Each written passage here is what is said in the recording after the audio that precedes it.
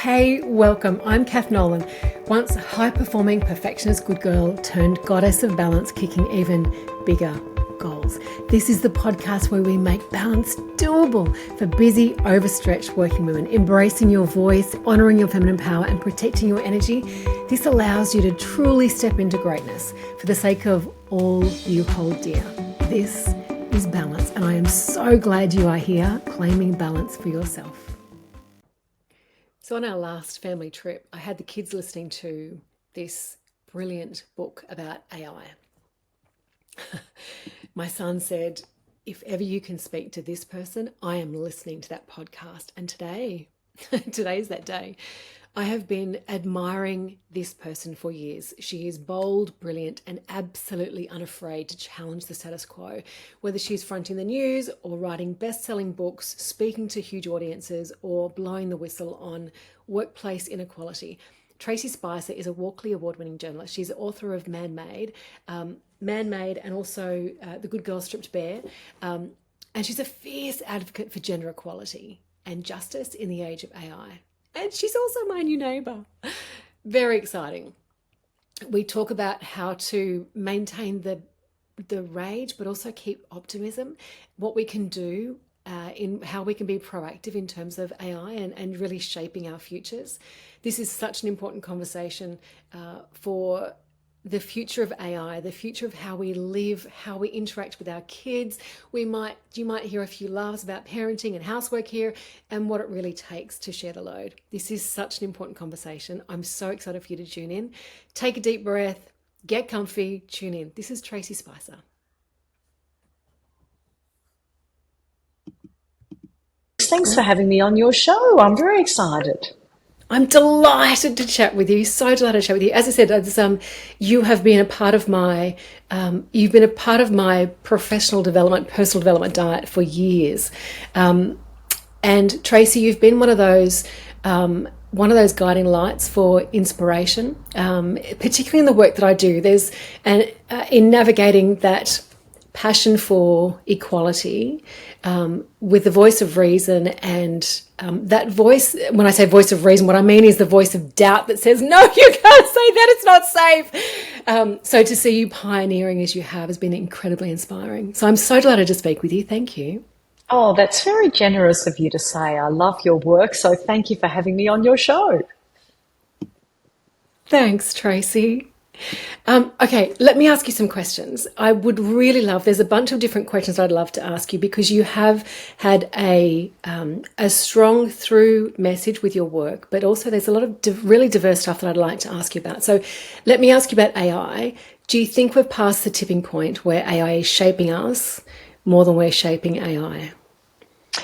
I think we're on the tipping point when it comes to AI. We're right in the middle of the fourth industrial revolution where, I've been giving speeches about this for roughly a year and a half now. And at the start, I'd asked people to put up their hands who uses AI, and it was very few. Now it's almost everyone in the room. Wow. So certainly we're trying to shape it for the better, not for the worse. And it is shaping us every day as well. So I'd say in that respect, we're right at that spot where we can make incredible change from here on in. That's really positive. Tracey, do you think that people are, when you're speaking to people about their usage of AI, do these things come as a surprise to them? When I started talking about it, people were shocked. They were gasping in the audience.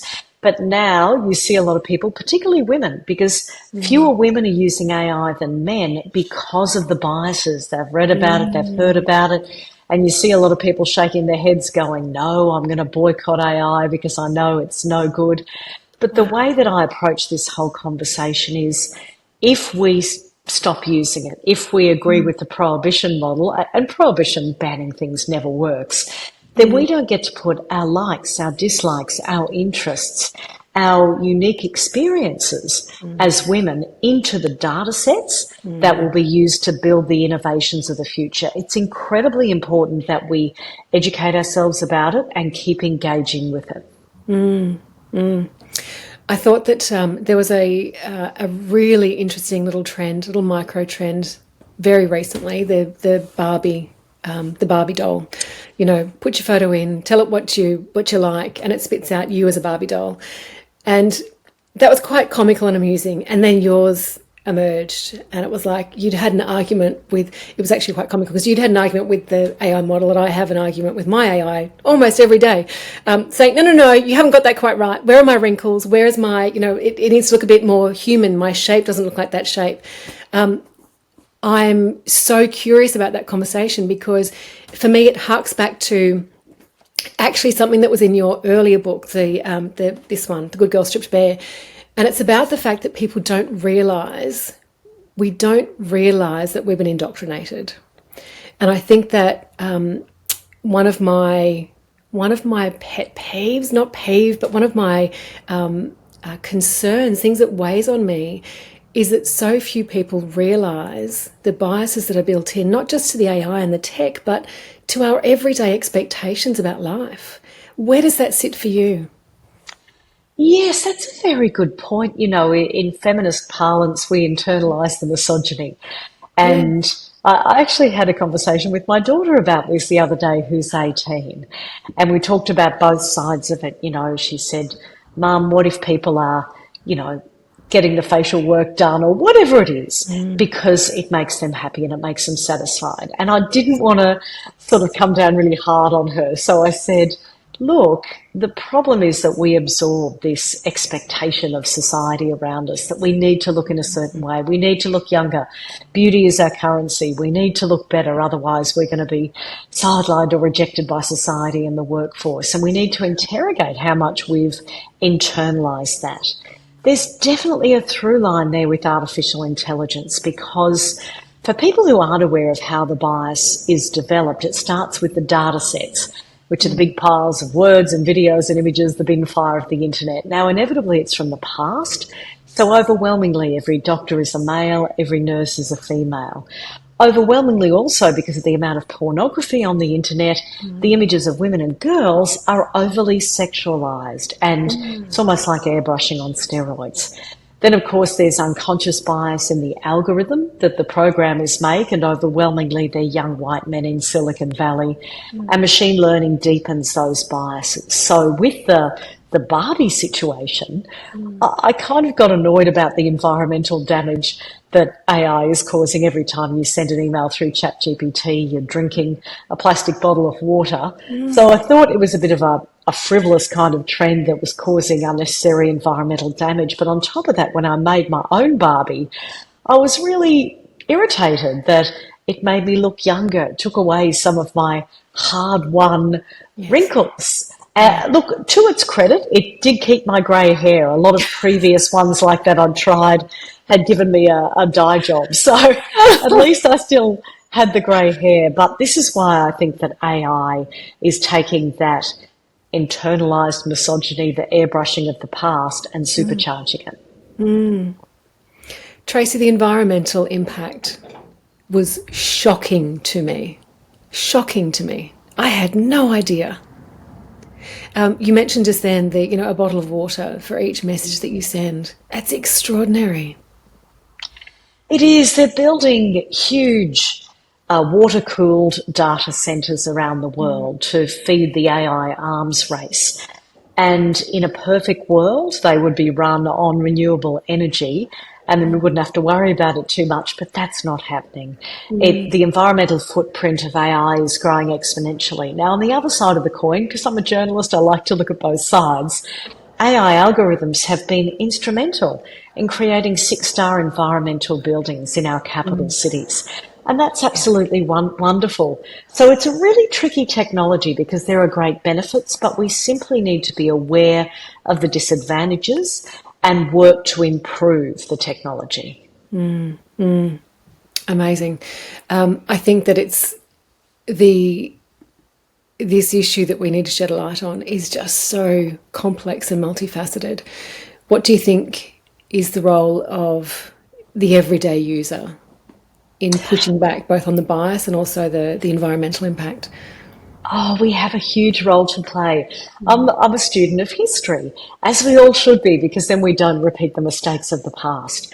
And if you look at previous industrial revolutions, when the printing press came out, people were furious. They were marching in the streets saying that this will lead to the confusing and harmful abundance of books, and that will be terrible. So I don't want to be chicken little on all of this. We've had industrial revolutions before, people have panicked, and we've moved past it in a really sensible way. But in every one of those industrial revolutions, the technology has far outpaced the guardrails, the regulation and the legislation. I'm reminded here of the analogy of the car. The automobile was invented decades before the advent of seatbelts. So we're in that grey area now where we can use it. The technology works better and better and better. Isn't it wonderful? We're so excited by it, but we just don't have anything reining it in. So what we can do as individuals is, sometimes we forget that we live in a democracy. Our political leaders can make change. We can contact our local members and say, this is an issue, we want you to do something about it. You're the political leaders, you're supposed to be leading. We can do what's called machine teaching, which is the step on from machine learning. And it's exactly what you said before. Every time you use Canva or ChatGPT or Midjourney, whatever you use, Gemini, Claude, and it comes up with something bigoted, go back to it and say, look, that's not right, that's sexist, that's racist. Or if it hallucinates, no, that's incorrect. I did this with Claude the other day. Claude came up with an incorrect piece of information about an early librarian in history, because I was giving a speech at a librarians conference. It just didn't sound right to me. I said, Claude, did you make that up? Claude came back and said, oh, I'm so terribly sorry. Please forgive me. I did make it up. I'm trying to get better. So machine teaching is actually hilariously fun as well. Oh my goodness. Oh my goodness. That's great. My goodness me. Tracey, you've been a part of some major reckonings from, the Me Too movement, media misconduct, systemic bias in tech. What has changed? And what's changed? What hasn't? When I speak to women's rights advocates who are, say, 10, 20 years older than me, I'm 57 now, they say to me, you've got to look at the long game. Okay. Because if you look at it on a day-by-day, week-by-week, month-by-month, or even year-by-year basis, it gets incredibly frustrating. We went backwards a lot during the pandemic because every time there is a disaster, globally, naturally or otherwise, people fall into those stereotypical gender roles. We saw a lot of women lose their jobs, have their hours reduced. If they tried to do work from home, again, they had the caring responsibilities of children or elderly parents, and often the man would have the office and be able to use that space. So we do go 2 steps forward, 1 step back. We have come a very long way around sexual assault and harassment, and I know that listening to my daughter's friends. If something is happening in their friendship group, they will call it out. They'll say, hang on, it sounds like that guy is love bombing you. That's coercive control. So even though we're not seeing a great increase in, say, prosecutions for things like that, the conversation and the understanding has changed dramatically. However, we're also seeing a huge period of backlash at the moment. The rates of sexual assault and domestic violence, violence against women more broadly, is increasing for a whole bunch of reasons. Yes, people are reporting it more, we're identifying it more, but also there is a huge backlash and the rise of misogyny with people like Andrew Tate, and that's influencing teenage boys and boys in their 20s and 30s. Now, that is frightening, but I try to remain optimistic by looking at the long game. And to quote Martin Luther King Jr., the arc of the moral universe is long, but it bends towards justice. That is really encouraging. And I think you've just sort of covered 4 of my next questions that I really wanted to ask. Oh, sorry. No, that's beautifully said, really beautifully said, because I think what I wanted to ask you was, how do you maintain both the rage and the optimism? I think it's so important to hold both, and you seem to manage it with such grace. Particularly right now, there is, I guess the backlash that I'm seeing. You mentioned the Andrew Tate. The backlash that I'm seeing in my work is the corporate backlash, so the backlash in a corporate arena with the likes of Trump, with leaders who are needing to be creative in how they incorporate diversity. as opposed to just being able to rely on policy. And that's incredibly sad. So this idea of being able to maintain optimism, I think, is really being really deeply felt across the board by a lot of the people who I work with. Oh, look, I can only imagine how people who work in the diversity and inclusion space and are passionate about it feel since November last year. We know that a lot of the programs, initiatives, and even desire to create change, to bring about greater equity, is being pushed backwards at a rate of knots. So how do we remain optimistic? Well, a couple of points. Someone said to me not long after Trump was elected, they said, remember, there are twice the number of people in Europe as there are in the United States. In Australia, we tend to slavishly follow the example of the US. We have over the past 50 years or so. But there are incredible strides being made in places like Europe and elsewhere in the world. So we can't just go down the one rabbit hole of that big brother idea. The second thing I'd like to say is I did some deep research earlier this year for a keynote speech I was giving about companies rolling back their DE&I programs, as they call it in the States. And it was very encouraging to see that most of the major companies were actually forced to institute their programs again because of a backlash from shareholders. You know, really big corporations, often in very male-dominated kind of sectors and industries, who thought, great, we'll save some money, we'll get rid of our programs, get rid of that department. The shareholders said, no, we can see the benefit to this to the bottom line, and we want those programs put back in. That's fantastic. That's really encouraging. I'm going to ask you about, I'm going to come back to AI. If you had 60 seconds with the HR leaders, what would you ask them to do today to move that needle, whether it be on AI specifically or equity, equality more generally? What would you ask them to do if you had 60 seconds with the HR leaders of the country? What would you ask them to do? Well, first of all, I would say thank you all for your work, because for what I've found with HR departments, they are trying their best, and often there's a lot of pushback from other senior management people. So they're in a tricky situation. What I would say is keep going. What you're doing is right, and it is achieving goals. I would also say that the places we're seeing the greatest change are where HR departments focus on the intersectional, not just gender, but also disability, culture, race, age, sexuality, all of the bits. Because when you approach it in that really multifaceted way, it's even better for the bottom line, and it creates greater change more quickly. Thank you. I'd love to ask you, while we're sticking with advice, what advice do you give your kids about the world that they're inheriting, from AI to activism to authenticity? I would say to them that we need to usher in a golden age of critical thinking, because that generation, they're digital natives, they're incredibly adept with technology. But often, and I think it's a 50-50 proposition, some of that age group is phenomenal in being able to see, oh, that's an AI bot, oh, there's bias in that bot, I can see it in the way it interacts with me. But a lot of that generation just consumes so much digital technology and don't think about it critically. So there's a role for parents, there's a role for teachers, there's a role for governments in education campaigns to keep breaking it down, to ask yourself, is that real or is it not? I'm very encouraged by the EU's AI Act, actually, particularly when it comes to things like mandatory watermarking. We need some more obvious signs and symbols that things have been created by AI. And I am encouraged also by some corporations that are doing it proactively before any kind of guardrails come in, because they want to be seen to be authentic, transparent and trustworthy as well. It's interesting because I guess in my world, I sort of assume that voice of reason for the critical thinking has to come from parents, because it's not going to come from the tech itself. Where do you think that responsibility sits? Oh, parents must consume technology with their kids. I know it's exhausting being a parent, honestly.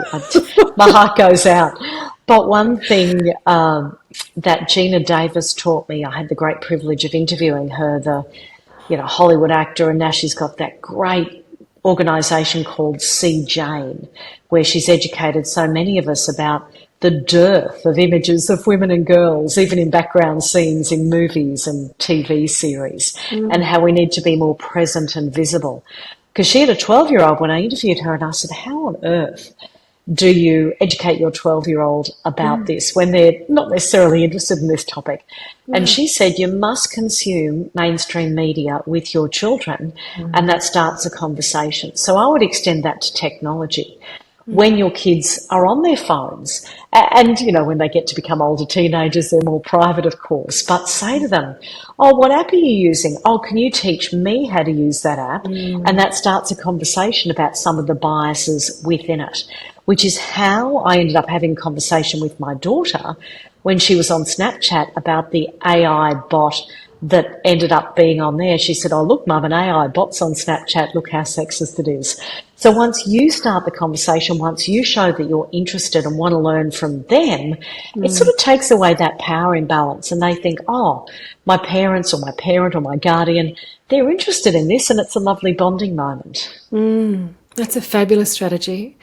I was talking with Rosie Thomas, who's the founder of Project Rocket, a little while ago. Yes, so good. Extraordinary woman, extraordinary. And she was saying something quite similar. She was saying that, that the kids actually genuinely want you to be involved. They want you to be engaged with social media. They want you to be engaged with them. It is really powerful, incredibly powerful. Yeah. Yeah. Tracey, you've had such a public career, but you've got this, what seems to be a deeply personal mission. Where's the line between Tracey the leader and Tracey the human? Where does that balance sit for you? Is there a part of you that closes down the professional agenda for the day, and then you have another part of you, or is it just through and through? Where does the balance sit for you? I'm grateful for being brought up as a bogan from the outskirts of Brisbane, because I've got a wonderfully down-to-earth family, an incredibly down-to-earth husband. So I'm surrounded by people and friends that I've known for 40 years, pretty much. And that's just wonderful at keeping anyone grounded, right? Old friends and family, it's just the best. But also, I'm genuinely a pretty laid-back kind of person. I live in a beachside area, and I live in a beachside area because I can go to the post office with no shoes on and people will not look at me strangely. Or I will, in winter, wear my Ugg boots the entire time and no one cares, right? Even at restaurants and cafes. So, but I'm really particular about putting on the armour when I go out to speak or do anything with the media or do anything to do with advocacy. I'll put on, the corporate jacket as a way of almost like a bit of protection. So this is work me to a degree, even though we're having a lovely conversation. Yeah. And at home, I don't wear that kind of stuff. And I think that's an important switch off. For anyone who works in the corporate space as well, you've got to have that switch off. Otherwise, you start to inhabit the identity of your work self, and that's not good for anyone's mental health. So true. Tracey, my last question is about kids. I'm going to stay on this balance topic. Is there you've talked beautifully about sharing the load at home, and how that contributes to what you do elsewhere. Is there a secret feminist ninja trick to teaching kids that the laundry basket is not just a suggestion? Oh, look, this is a very timely topic of discussion in our household at the moment, right? Because my husband and I brought up our kids to chop vegetables from the age of 5. We gave them a big knife and went, there you go, you're contributing to the household. So they can both cook. They can both push a vacuum cleaner around, even though we have a robot vacuum cleaner now. They can both do the laundry, and they've been absolutely fantastic up until this point. And look, I don't want to disparage them. They are the best kids ever, of course. I'm their mum.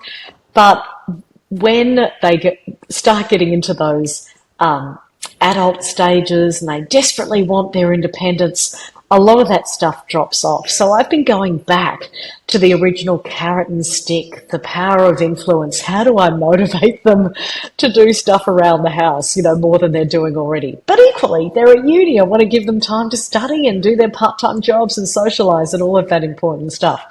So I would say to anybody who's struggling with this, I completely empathise, but just keep at it. Keep the conversations calm, keep the conversations going. Give them the incentives and say, look, the job of a parent is to train young people to be independent once they move out of the household. What you're doing is giving them gifts for the rest of their lives.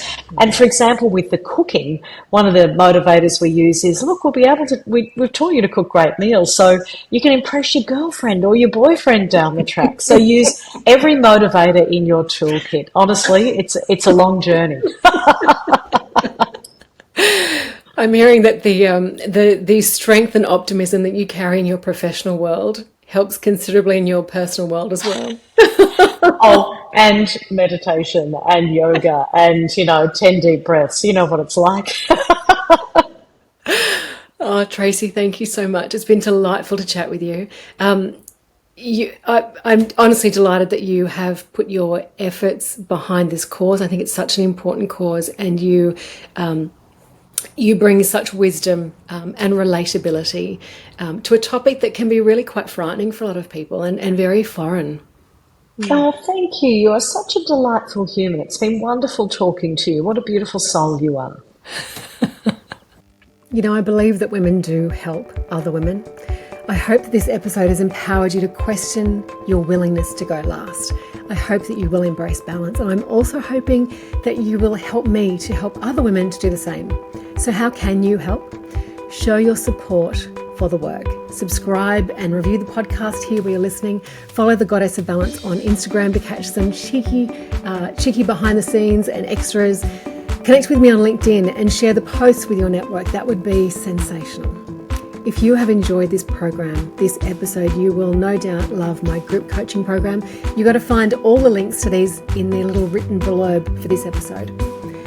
Thank you, my friend, for normalizing balance with me. We are raising performance and reputations, wellness and equality. Together, we're creating positive change for working women, starting with you. Sincerely, I thank you for being part of the movement.